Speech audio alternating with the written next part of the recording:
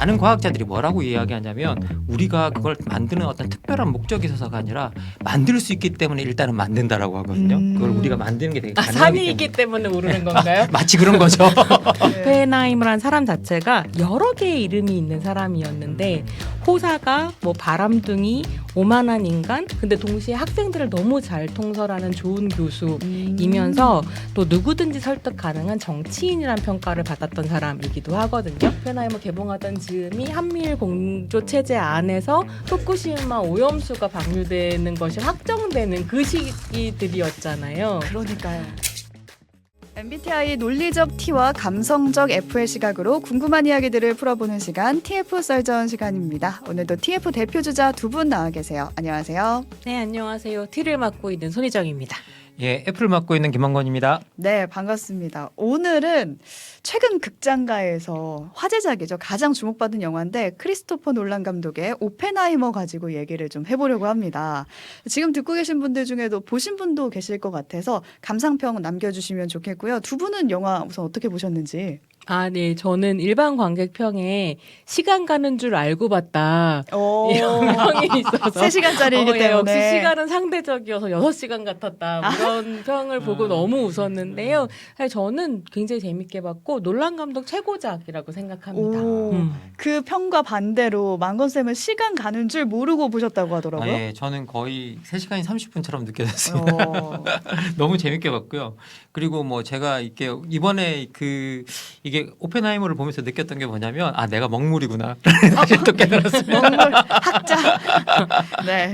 아마 이게 사람마다 또 보는 평이 다를 것 같은데 까지님이 오펜하이머 너무 재밌게 봤다고 보내주셨어요. 아마 보실 분들이나 어떻게 보셨는지 감상평 저희한테 남겨주시면 같이 읽어보면서 얘기 나눠보도록 하겠습니다.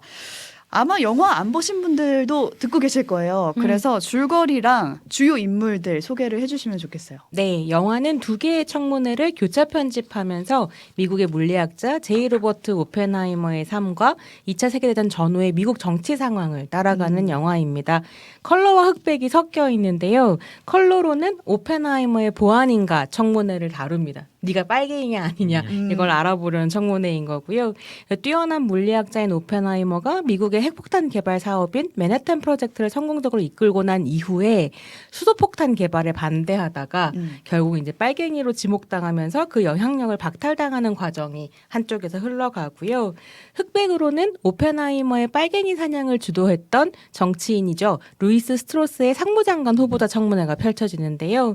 이게 이제 메카시 강풍에 올라탔던 미국 정치의 저열함을 잘 보여주는 내용이기도 합니다. 그래서 오펜하이머의 킬리언 머피 그리고 스트로스 역의 로버트 다우니 주니어가 호연을 펼쳤고요. 오펜하이머의 애인인 진 테트록 역의 플로렌스 퓨가 너무 근사한 모습을 또 보여주면서 인상적인 연기를 선보였습니다. 네, 지금 줄거리를 아주 간단 명료하게 싹 정리를 해주셨는데 저는 이렇게 선생님이 오늘 챗 GTP보다 잘 요약했다. 이거 최고의 칭찬 아닌가요? 챗 GPT보다 낫다? 영화보다 저는 중간에 살짝 졸았거든요. 근데 그 부분이 뭐였는지 지금 줄거리를 듣다가 딱 정리가 되는 듯한 그런 느낌이었어요. 특히 이번 영화에 대해서는 주인공이 물리학자다 보니까 이 오펜하이머가 그래서 좀 어려운 용어들도 좀 섞여가면서 나오긴 하거든요. 그래서 문과생들은 공부하고 가야 된다 이런 평들도 있었는데 공부 좀 하고 가셨나요? 문과생들이신지? 저 같은 경우는 네. 영화 보기 전에 아무 정보를 안 보고 가는 편이라 일단 가서 한번 봤고요. 보고 와서 너무 충격에 빠져서 양자역학에 관련된 유튜브를 어머나. 막 수십 개를 찾아보고 푹 빠지셨네요. 그리고 다시 이제 보러 가서 이게 논란이 어떻게 자기가 양자역학에 대해서 가지고 있는 철학을 영화적으로 풀어냈는가 이런 걸 좀 확인하는 재미가 있었어요. 그래서 물리학을 이해하기 위해서였다기보다는 영화학자로서 영화를 더 잘 이해하는 데 도움이 되긴 했다. 그렇다고 제가 양자역학을 이해하는 건 아니다. 어렵진 않으셨나요? 뭐 사실 이렇게 저희 정치학 쪽에 양자역학이 들어와 있어요. 네. 많은 사람들이 잘 모르는데요. 네. 이 정치학 쪽에 이제 시간 개념이 들어오게 되면 우리가 알고 있는 일상의 합법과 불법의 경계 같은 것들이 다 변하고 그리고 우리가 알고 있던 세계가 무너지고 새로운 세계가 등장하는 어떤 그런 혁명이나 이런 시간들을 그렇게 이야기하거든요. 그래서 이게 사실은 알고 보면 약간 양자역학 이론을 활용해서 설명하는 것들이 있는데 이게 또 법학 쪽에 들어가면 이게 그 합법 불법 개념만 우리가 쓰잖아요. 그런데 이게 혁명의 시간은 합법도 불법의 시간도 아닌 초법적인 시간이라고 이야기를 하거든요. 그런 것들의 개념들 자체가 사실은 양자역학 개념을 활용한 거예요. 전혀 여기 몰랐네요. 보니까 양자역학이 단절이라는 그러니까 존재가 지속되는 게 아니라 단절적으로 네. 두 공간에 동시에 존재하고 뭐 이런 것들을 그러니까요. 설명하는 어떤 철학이자 세계관이어서 정치적으로 굉장히 설명이 예, 가능하겠더라고요. 맞아요. 이게 혁명의 순간에는 그 혁명을 막으려는 사람들한테는 일상의 시간이고요. 그다음에 이게 비상 상태인 거죠. 그런데 새롭게 뭔가를 갈아엎으려고 하는 사람들은 비상 상태가 아니라 혁명의 시간이거든요. 그러니까 두 개의 다른 시간이 동시에 존재하는 거죠. 그리고 같은 세계와 같은 세계 속에 다른 공간으로 또 존재할 수 있거든요. 그래서 이게 되게 놀라운 뭐라고 해야 될까요? 이 양자역학을 활용하면 정치적으로도 설명할 수 있는 게 되게 많아집니다. 예. 그래서 여기에 지금 이 영화에 보면은 양자역학 플러스 정치가 많이 들어가 있어요. 그래서 과학자들이- 사실 네. 영화 시간 자체가 지금 말씀하신 그 두 개의 시간이 맞아요, 가는 맞아요. 거죠. 청문회 자체가 과학자들이 이 작품에서 계속 고민하는 지점을 저희가 한번 짚어보자면 과학으로 사람을 죽이는 무기를 만들어도 되는가 이 부분이거든요. 근데 과학자가 그걸 왜 고민해? 그 무기를 쓰겠다 안 쓰겠다를 결정하는 정치인들의 정치의 몫이다 그거는. 과학자들은 그걸 고민할 필요가 없다라는 쪽이 있고 아니 애초에 만드는 것 자체가 문제다라는 쪽이 있거든요. 여기에 대해서는 정치 철학자 입장에서 어떻게 보시나요? 아니 뭐 저는 이게 근본적으로 이제 우리가 그 당시에 핵무기 개발이 되는 맥락을 봐야 되잖아요. 결국은 그게 2차 대전 중이었고 나치라고 하는 소위 20세기의 절대악이라는 개념을 이제 사실 되살렸던 이게 그 사례였고 이게 칸트 이후로 이게 절대악이라는 개념을 쓴 적이 없었어요. 근데 이게 정말 한 50년 만에 다시 철학에서 절대악이라는 개념이 다시 살아나는 이제 이 일들이 나타났고요. 그러니까 이 절대악을 어떻게 무너뜨릴까에 대한 요구에서도 사실은 그 과학에 대한 책임이 있었기 때문에 과학을 어떻게 활용할 수 있는가. 그런데 이게 이제 그 당시에는 또 더 큰 문제가 뭐냐면 원자를 쪼개면 엄청난 폭발력이 생겨난다라는 것들을 사람들이 알게 됐고 알아냈죠. 그리고 네. 모든 물리학자들이 다 알고 있었고 문제는 뭐냐면 그걸 또 제일 먼저 알아낸 사람들이 독일에 있는 사람들이고 독일에 있는 사람들이고 그러니까 이게 독일에서 이게 핵무기를 먼저 개발하면 어떻게 하지? 라는 공포감이 있었고 여기가 먼저 개발하기 그렇죠. 전에 우리가 해야 된다. 그렇죠. 우리가 먼저 해야 된다라는 그 공포감이 있었고 그러다 보니까 뭐 아인슈타인을 비롯한 많은 과학자들이 이걸 개발하는데 찬성을 했었고 그래서 실제로 이제 미국의 대통령들한테 이거 우리가 개발해야 된다 하고 계속 이제 압력을 넣는 거고 그래서 이제 시작된 프로젝트였었고요.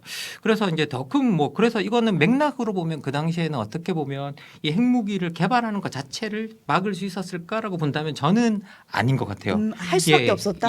왜냐하면 결국은 세계가 적대적으로 나눠져 있었기 때문에 그 적대의 세계의 핵심은 정말 서로를 제거하기 위해서 싸우는 거잖아요. 근데 서로를 제거하기 위해서 싸우는 사람이 상대방이 더 큰 무기를 나도 만들 수 있는 무기를 상대방이 먼저 갖는다라는 데 대한 공포감이 생기면 여기 이 경쟁에서는 누구도 자유로울 수 없는 이 상태에서는 그런 상태가 만들어지는 것 같아요. 그래서 이걸 갖다가 그 무기를 만들었다는 것 자체에 대해서 뭐라고 한다기보다는 그 무기를 사용한 방법과 시점이 되게 문제였다라는 생각은 들어요. 여기서도 보면 독일은 이미 패망했고 그리고 나치를 무찌르기 위해서 만들었는데 이 무기를 나치를 무찌르기 위해서 쓸 필요가 없었던 거죠. 그렇죠. 그런데 이걸 이제 일본에 써야 되는데 사실 일본도 결과적으로는 거의 패망의 끝에 와 있었다라고 이제 생각을 하고 있었던 그러니까 거고. 당시에 이제 전 세계적으로 외교 정치적인 판단 안에서는 일본은 그냥 둬도 자체적으로 알아서. 죽을 거다라고 판단하고 있었는데 결과적으로 미국이 2차 세계대전 이후에 펼쳐진 소련과의 경쟁 안에서 자신의 이제 위력을 과시하기 위해서 일본에 2개의 핵폭탄을 떨어뜨림으로써 기선을 제압하려고 했었던 부분이 있었던 거죠. 그러니까 어떻게 보면 정치적인 희생양으로서 이제 일본이 걸려들었다라고도 볼 수 있겠고요. 근데 그런 여러 가지 정치적 상황들 지금 이제 선생님 잘 설명을 해주셨지만 저는 한편으로는 영화를 보면서는 그 인간적인 고뇌를 좀 봤었던 것 같아요. 그러니까 과학자로서 내가 이 툴을 가지고 있을 때 이걸 어떻게 사용하도록 펼칠 수 있을까. 근데 사실 오펜하이머한테는 개인적으로는 그가 유대인이라는 그래서 자신의 동족이 홀로코스트에 피해자가 됐다라고 하는 아주 이제 절체절명의 긴급함 같은 것들이 있었던 것이고 다른 한편으로는 그 킬리언 머피가 기가 막히게 연기를 해내는데요. 심지어 이게- 닮았더라고요 실존 인물과. 그게 그렇게 살을 빼기 위해서 하루에 아몬드 한 알만 먹었대요. 정말 하나를 또 왜 드신 거야? 배우의 그 놀라움이라는 건 이런 데서 어머나, 나온다고 어머나. 생각하는데 어쨌든 그 네. 오펜하이머라는 사람 자체가 여러 개의 이름이 있는 사람이었는데 호사가 뭐 바람둥이 오만한 인간 근데 동시에 학생들을 너무 잘 통솔하는 좋은 교수이면서 또 누구든지 설득 가능한 정치인이란 평가를 받았던 사람이기도 하거든요. 그러니까 그런 정치력 때문에 사실은 맨하탄 프로젝트의 총괄로 가게 되는 건데 그러니까 그 안에서 제가 봤었던 건 이 뛰어난 사람, 그러니까 물리학자로서 그게 최고는 아니었대요. 그렇죠. 근데 이 뛰어난 한 사람이 자신의 능력을 인정받고 증명하고 싶었을 때 사실은 여기에서 또 굴러가는 욕망이 있는 거죠. 그게 안에 기저에 있었다라고 생각을 하시는군요. 저는 그 장면이 아직도 기억에 나는데 이 사태가 벌어지고 나서 원자폭탄이 떨어지고 나서 이제 대통령과 오펜하이머가 만나는 장면 있잖아요. 네. 네. 네, 그 배우도 제가 지금 이름이 갑자기 생각이 안 나는데 네. 기가 막힌 배우거든요. 그 대통령 네, 역할이요. 대통령 예, 역할한 예. 사람. 네. 네, 갑자기 저도 기억이 안 나네요. 너무 유명한 배우신데. 게리 올드만. 아, 게리 게리 올드만. 올드만, 네, 맞아요. 맞습니다. 근데 그 장면에서 기억에 나는 게 이런 대사를 해요. 오펜하이머가 각하 제 손에 피가 묻은 것 같습니다. 그러니까, 네. 그러니까 내가 죽인 것 같다. 이 원자폭탄을 개발함으로써 이 장면이 굉장히 인상적이었는데 두 분 어떻게 보셨나요? 저는 거기서 또 트루먼이 받아친 대사가 되게 인상적이었어요. 맞아요. 야, 내가 너한테 말해줄게. 누가 그거 만들었는지 아무도 상관 안 해. 그거 누가 떨어뜨리라고 지시했는지를 보지. 그리고 그거 내가 떨어뜨리라고 했거든. 피가 묻었으면 내 손에 묻었지. 내 손에 묻은 거 아니야. 여기 와서 징징대지 마라고 이야기하는 거잖아요. 너가 뭔데 책임감을 네. 느껴 이런 네. 느낌이었어요. 그러니까 사실 정치인의 세계관과 과학자의 세계관이라고 하는 것이 이렇게 드러나는구나. 네. 그러니까 사실 그 버튼을 눌렀다는 것에 대해서 별다른 문제의식을 트루먼이었기 때문에 그렇죠. 그럴 수도 있지만 안 가지는 어떤 사람, 그러니까 루즈벨트 같은 경우는 맨하탄 프로젝트를 가동시킨 다음에 잠을 못 자고 복도를 돌아다녔었대요. 그랬을 것 같은데. 근데 이제 트루먼은 그렇지 않은 사람이었었던 거고, 그러니까 그런 일이 있었기 때문에 자기 손에 피를 붙였다고 생각하는 진보적인 과학자였기 때문에 오펜하이머가 그 이후에 더 정치 활동을 활발하게 하게 되거든요. 왜냐하면 수소폭탄 개발을 막기 위해서. 그래서 오펜하이머가 사실 꿈꿨던 세상은 뭐였냐면 루즈벨트가 고안했었던 유엔 체제 아래에서 핵폭탄을 미국이 가지면 전쟁 억지력을 행사할 수 있을 거라는 기대가 있었던 거예요. 평화가 찾아올 것이다. 근데 남은 것은 체인 리액션, 연쇄작용, 그렇죠. 네, 더 큰 폭탄, 더 큰 폭탄, 더 큰 폭탄이 돼버린 거죠. 아인슈타인하고 대하는 장면에서 그렇게 이야기하잖아요. 결국은 체인 리액션이 시작된 것 같다고. 그게 사실은 핵무기 경쟁에 그쵸. 관한 것들을 이야기하고 있는데 그 이후에 저는 그 경쟁 자체가 되게 과학과 정치가 어떻게 맞물리는지를 되게 보여주는 장면인 것 같아요. 네. 이게 결국은 이게 많은 과학자들이 뭐라고 이야기하냐면 우리가 그걸 만드는 어떤 특별한 목적이 있어서가 아니라 만들 수 있기 때문에 일단은 만든다라고 하거든요. 그걸 우리가 만드는 게 되게 가능하기 산이 때문에. 있기 때문에 오르는 건가요? 마치 그런 거죠. 늘 뭐 마치 저기 산이 있으니까 오를 수 있으니까 오른다는 것처럼 우리가 그걸 만들 수 있기 때문에 만든다라고 이야기했고 사실 이 만들 수 있기 때문에 만든다라는 말 자체는 또 누가 했었냐면 이번에 챗GPT 만들었던 샘 얼트먼도 했단 말이에요. 아, 일단은 챗GPT의 아버지. 예. 그걸 갖다가 이제 우리가 뭐 근본적으로 만들 수 있기 때문에 일단은 만드는 거다. 근데 이제 그걸 어떻게 규제하고 어떻게 통제할 것인가에 관한 이야기를 우리가 같이 해야 된다라는 이야기를 하거든요. 얘기를 꺼내 예. 주셨는데 그 샘 알트먼을 두고 2020년대 오펜하이머다라는 얘기가 지금 나오고 있어요. 왜냐하면 인공지능 기술 자체도 위험을 같이 안고 있다. 이거 규제해야 된다 이런 목소리가 높잖아요. 어떻게 그렇게 보시나요, 정말? 이게 샘 알트만이 실제로 2019년에 뉴욕타임즈랑 인터뷰를 할 때 뭐라 그러냐면 자기의 인공지능 개발 과정이 로버트 오펜하이머의 맨하탄 프로젝트와 유사하다고 이야기해요. 아, 그 인터뷰에서 아예? 아, 자기가 오. 자기를 거기에 아, 올려 다른 네, 사람들이 자기가 그걸 말한 게 스스로 아니에요? 올려놓은 거예요. 아. 자기가 스스로 올려놓은 거예요. 그래서 뉴욕 타임즈에서 이제 그 인터뷰하면서 알트먼이 핵무기가 기술 진보를 상징한다면 인공지능도 거의 동일 선상이 있다라고 이야기하면서 이 인공지능이 엄청나게 세상을 바꿔놓을 거라는 것에 대해서 자기 스스로 인정을 하고 그러면 우리가 이걸 갖다가 어떻게 통제를 해 나갈 것인가에 대한 이야기가 앞으로 필요할 것 같다라는 이야기를 하거든요. 그래서 실제로 이제 뭐 샘 알트먼 같은 경우에는 이제 개발을 하는 단계 속에서 이제 챗GPT가 나오고 그 초기 단계에서도 아 우리가 지금 만드는 기술을 우리가 좀 규제해야 될 것 같아라고 하는 부분에 스스로 약간 동의하는 의사를 이미 뭐 내비치고 있는데요. 사실 이제 영화에서 나오는 오펜하이머와 좀 다른 건 뭐냐면 오펜하이머는 정말 위기 상황이었잖아요. 그러니까 세상을 일상이 아니라. 구하기 위해서 예, 예. 세상을 파괴할 예. 위험을 감수하는 그쵸. 거였는데 사실 이건 아니잖아요. 그렇죠. 이제 처음 시작해서 오펜하이머 같은 경우에는 그걸 생각할 여유가 없었고 오히려 세상을 구하기 위해서 뭔가를 한다라는 것도 있었는데 이 샘 알트만 같은 경우에는 또 다른 차원인 것 같아요. 일상의 차원이고 그리고 지금 현재 많은 인공지능 기술 같은 것들이 우리 삶에 쓰이면서 우리의 직업을 뭐 가져가는 경우라든지 대체하는 경우라든지 패턴을 바꿔놓는다든지 하는 일들이 일어나고 오늘 같이 우리가 영화 이야기를 하고 있지만 영화 산업에서도 헐리우드 뭐 배우 작가들이 다 인공지능 문제 때문에 파업하고 있고 지금 파업하고 예, 있죠. 예, 그런 일들이 일어나고 있고 그리고 가장 걱정하는 게 뭐냐면 인공지능이 전투용 무기에 쓰일 때 어떤 일이 일어날까에 대해서 사실은 엄청난 재앙이 될 거다라고 이야기를 하고 있거든요. 전투용 무기로 인공지능이 들어가게 되면 이용되면 그러니까 사람이 결정을 잘 못할 때 아니면 혹은 죄책감을 가질 때 이제 이런 인공지능이 대신하는 거죠. 그렇죠. 이제 그래서 결국은 이게 그 큰 학살 무기가 될 수 있다라는 이제 의견이 나오고 있고 그래서 이걸 인류를 파멸시킬 수 있는 어떤 파괴적인 무기가 될 수 있다라는 이야기도 나오고 있기 때문에 여기에 대해서 이제 어떻게 우리가 인공지능이나 이런 것들을 앞으로 잘 써나갈 것인가에 대한 어떤 합의들 같은 경우에는 진짜 확실히 필요한 시점에 이르렀다는 생각이 들어요. 그리고 저 사람이 사업가라는 점에서 좀 더 신뢰하기 어렵다라는 그렇죠. 생각을 하게 되는 것 맞아요. 같아요. 그러니까 세상에 적전 기술이라는 게 있다고 저는 생각하는데 핵무기도 가능하면 사실은 핵이 이렇게까지 고도화되지 않았으면 좋았겠다는 생각을 저는 가지고 있고 그건 핵발전소에도 사실 적용할 수 있는 생각이라고 생각하고요. 챗 GPT 같은 AI도 마찬가지 아닌가. 근데 사업가의 손에 들어가게 되면 사실 윤리를 정말 말하기 힘든 시대가 돼버렸기 때문에 체인 리액션이다 이제. 이제 연쇄 반응이 일어난다. 근데 이 오픈 AI도 처음에는 이게 비영리 단체였어요.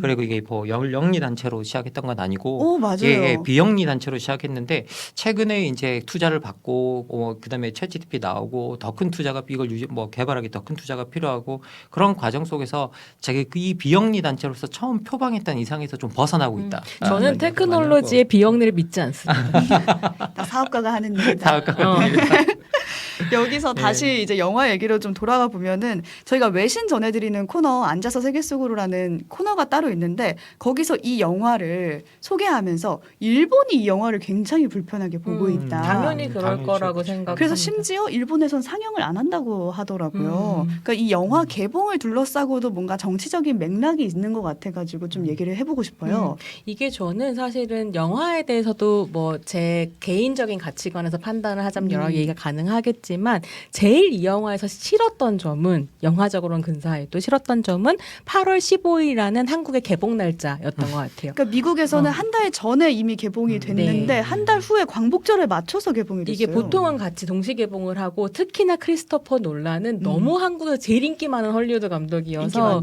이렇게 미룬다는 것도 약간 이상한 일이었을 수 있을 텐데 8월 15일을 기다린 거죠. 어떻게 보면.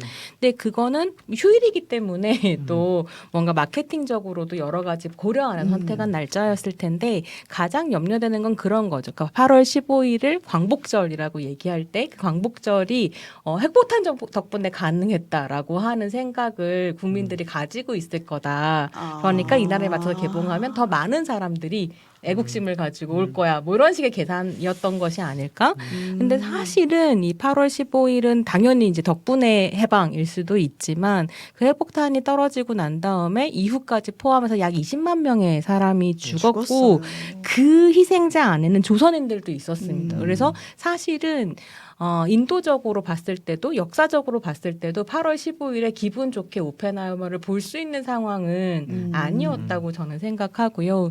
그렇게 핵폭탄이 터지고 난 다음에 사실은 전후체제가 열렸다고 할 때 미국 중심의 전후체제가 열렸다고 할 때 그 전후체제에서 한국에 가장 큰 영향을 미쳤던 건 역시 한미일 공조였을 텐데 딱 그 즈음이 오펜하이머 개봉하던 즈음이 한미일 공조 체제 안에서 후쿠시마 오염수가 방류되는 것이 확정되는 그 시기들이었잖아요. 그러니까요. 그러니까 이게 진짜 딜레마이기도 하고 그 올해 8월 15일에 또 대통령께서 축사하시면서 전체 공산주의 세력이란 듣도 보도 못한 얘기를 하셨는데 사실 이거 빨갱이 사냥의 수사기도 하거든요. 그러니까 이제 오펜하이머를 보면서는 여러 가지 마음이 좀 복잡했다.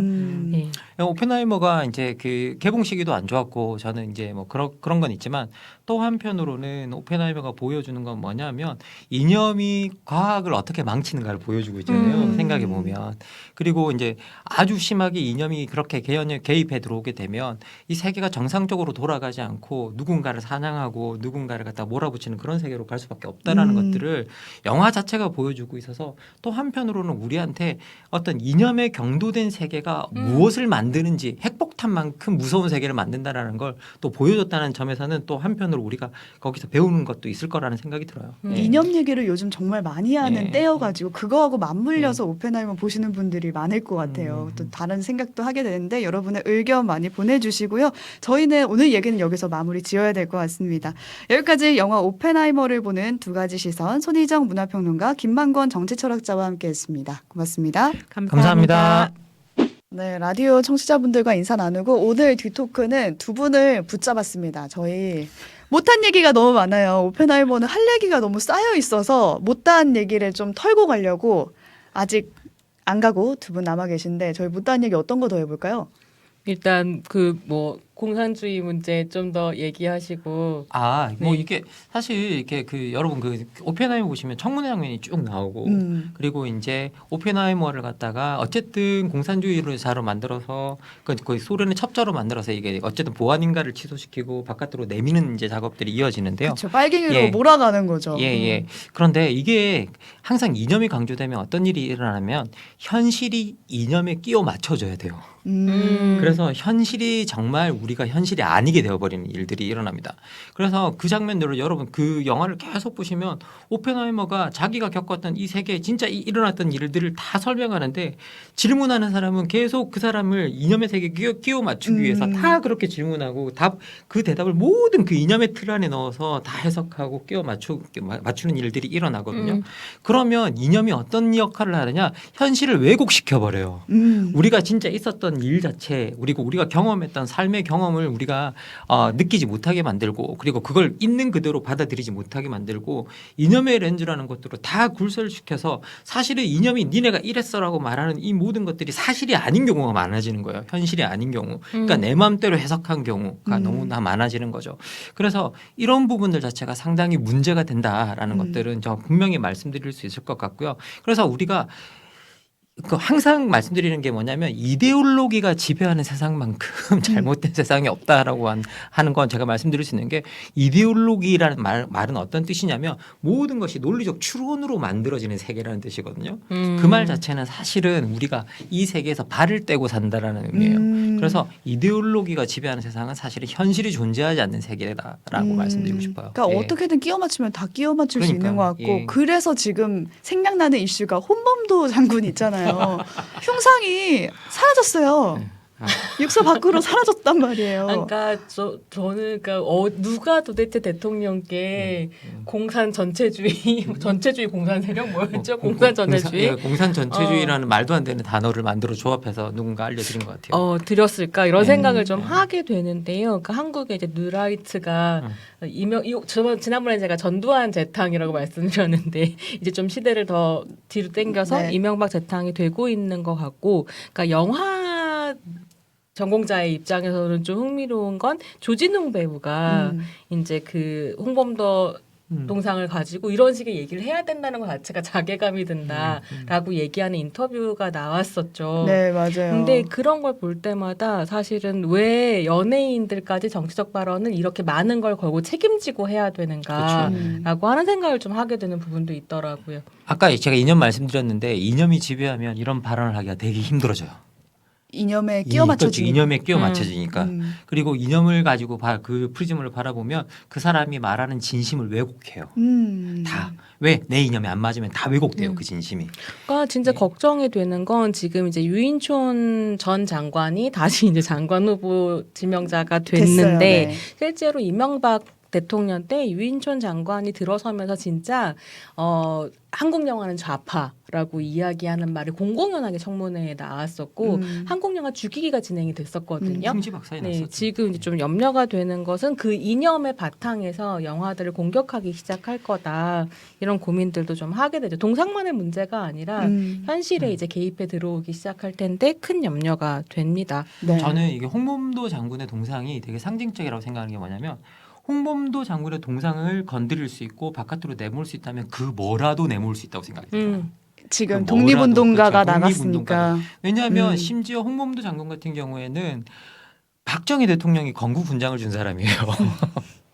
그러면 이렇게 보수의 가장 중심적인 역할을 했던 중심적인 자기들의 중심이라고 여기는 사람이 줬던 건국훈장을 준 사람도 건드릴 수 있다? 그 말은 뭐냐면 누구라도 건드릴 수 있다는 그래서 거죠. 굉장히 기이한 게 사실은 기준이 없이 지금 공격을 하고 있는데 유일하게 하나의 기준은 문재인 정권이 한 건 다 싫어거든요. 그러니까 지금 왜 거기에 있는 홍범도 흉상이 문제가 됐는가라고 하면 문재인 정권에서 유해 모셔오고 거기에 동상 세웠기 때문이에요. 그러니까 이제 뭐 박정희 전 대통령이 뭘 했고 상관없는 거죠. 그게 제일 끔찍한 일입니다. 얘기를 하다 보니 이념 얘기를 하다 보니 또 정치 얘기까지 하게 됐는데 여성 과학자 얘기도 숨어 그 얘기를 있다고 사실 하더라고요. 제가 좀 드리고 싶었는데요. 저는 영화를 굉장히 흥미롭게 봤지만 사실은 영화 자체가 실제로 거기 맨하탄 프로젝트가 진행됐었던 로스앨러머스에서 활동했었던 여성 노동자들과 여성 과학자를 지우고 있는 부분들이 있고 그게 이제 오펜하이머가 미국에서 개봉했을 때 여러 저널에서 다루었었던 문제점이기도 했었어요. 그래서 실제로 로스앨러머스에서 전 직원의 11% 정도였었던 640명이 여성이었고요. 아, 여성 과학자가요? 그러니까 직원 자체가 11%인 640명이 여성 직원이 있었고 거기에 절반이 과학자였다고 하거든요. 영화에서는 과학자로는 거의 한 명도 등장 안 한 명이 해요. 나와요. 한 명 한 명이 나오는데 그것도 어떻게 나오냐면 남성 과학자가 무시해가지고 너 네 생식기에 방사선 안 좋을 텐데 뭐 이렇게 얘기하니까 맞아. 발끈하면서 네 생식기는 돌출되어 있으니까 더 안 좋지 않겠니? 그렇죠. 그러니까 이렇게 여성 과학자가 차별을 받았다는 한 10초 정도의 에피소드로만 들어가 있고 까먹었어요. 이거 전부 다 있었어요. 남성 과학자들로 되어 있거든요. 그래서 그랬을 때 로스앨러머스에서 활동해서 되게 중요한 여성 과학자들이 있는데요. 일단 노벨 물리학상을 수상했던 마리아 게페르트 마이어라는 과학자가 굉장히 오펜하이머가 또 존경하는 과학자였다고 하고요. 수학자인 나오미 리브세이라는 사람이 계산 전문가로 활약을 했는데 이 시기가 다 손으로 계산하던 때였잖아요. 근데 기계식 계산기가 드디어 나오기 시작했고 남성들이 그걸 잘 활용을 못했었대요. 그래서 실제로 컴퓨터도 사람 컴퓨터는 여성들이었고 그게 기계 컴퓨터로 바뀌었을 때도 여성 컴퓨터들이 그걸 작동하기 시작하거든요. 그게 이제 히든 피겨스라는 영화에 나오기도 하는데요. 어쨌든 그 계산을 해서 원자폭탄의 뇌파 시뮬레이션을 뭔가 이 사람이 큰 기여를 했다고 하는데 이건 제가 모르는 영역이라서 설명을 드리기가 좀 어렵고 근데 좀 재미있는 건 과학자는 아니지만 또 폭발물 전문가인 여성이 있었다고 해요. 되게 많았네요. 프랜시스 던이라는 사람인데 이게 1940년대 미국이 탱크 여공 로지라고 해서 여성들이 군수 공장에 취직해서 엄청나게 위험한 일들 되게 많이 했던 시기이기도 하거든요. 왜냐하면 그 시기에 남성들이 전쟁터에 가 있어가지고 아. 여성들이 군수 공장에서 엄청나게 많이 일을 했어요. 그래서 20년대, 30년대에 여성 참정권과 교육권을 쟁취했던 여성들이 그 40년대에 국가적인 필요와 자본의 요구에 의해서 이 두 욕망이 만나면서 엄청나게 취직을 해요. 이제 전쟁 딱 끝나고 다 해고가 되기는 했는데요. 45년 이후에 미국이 가장 열심히 했던 게 뭐냐면 그 전쟁 기간에 바깥으로 나왔던 여성을 다시 가정으로 돌려보내는 거였어요. 근데 이제 프랜시스 던이라고 하는 여성은 이제 그 기계를 굉장히 잘 만들어서 거기서 일하고 나중에 FBI로 갔다 이런 이제 내용을 좀 읽었습니다. 그래서 영화가 왜 이렇게까지 여성 과학자를 지워야 했을까? 그리고 모든 그러게요. 여성 캐릭터들은 다 오펜하이머의 애인이거나 아내거나 맞아요. 뭐 그런 사람들로 나오잖아요. 왜 그렇게까지 축소해야 됐을까는 좀 질문하지 않을 수 없습니다. 네, 지금 AAA님이 와이파이를 발명한 게 할리우드 여자 배우다라고 네, 맞습니다. 헤디 라머라는 과학자라고. 밤쉘이라는 아, 영화에도 또 나오죠. 네. 네, 이렇게 분노 포인트를 또 짚어주셨네요. 아 너무 감사합니다. 와이파이 발명해 주셔서 진짜. 아니, 저는 와이파이는 적정 기술인 것 같아요. 그건 꼭 필요한 기술. 정말 영화를 보니까 보다가 드는 생각들 그리고 현실에서 한 번쯤 생각해 볼 수 있는 지점들을 좀 짚어볼 수 있어서 좋았고 게다가 저희 또 AI 얘기까지 또 덧붙여서 해봤는데 여러분도 즐겁게 들으셨으면 좋겠고 오늘 얘기는 여기서 좀 마무리를 지어볼까 합니다. 함께해 주신 두 분도 인사 나눠주실까요? 예 오늘 사실 오펜하이머 보고 난 다음에 전 너무 좋았었습니다. 그리고 이 음. 이야기를 또 아주 너무 멋진 우리 최선 아나운서와 그리고 우리 손인정 사님과 같이 할 수 있어서 그것도 너무 기분이 좋습니다. 수상소감. F 감사합니다. F의 특징이라서 저는 오펜하이머 얘기 한 2시간 영화 언어적으로 분석할 수 있을 것 같은데 이야기 나눌 수 있어서 즐거웠습니다. 네, 좀 F적으로 풀어보자면은 중간에 살짝 졸았는데 두 분 덕분에 더 그 영화를 이해하는 폭이 늘어난 시간이 아니었나 싶습니다. 여기까지 소감을 마무리하면서 여러분과 인사 나누고요. 저희는 내일 7시 50분에 다시 돌아오겠습니다. 함께해 주신 여러분 고맙습니다. 감사합니다. 시사명가 CBS에서 만든 오뜨밀은요. 저녁마다 모여서 오늘 하루 있었던 뜨거운 이슈를 밀도 있게 나누면서 뉴스 근육을 키워나가고 있습니다. 지금 바로 오른쪽에 버튼 눌러서 구독해 주시고요. 오뜨밀과 매일 저녁 함께해 주세요.